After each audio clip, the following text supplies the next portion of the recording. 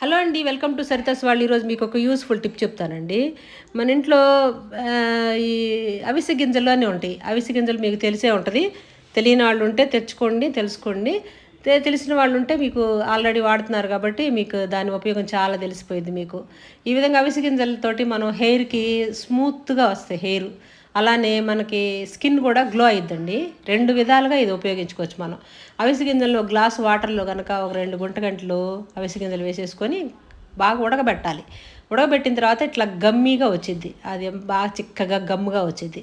దాన్ని ఒక కాటన్ క్లాత్‌లో వడపోసుకోవాలి. నేనైతే మీకు టీజర్‌లలో చూపిస్తున్నాను వడపోయటం.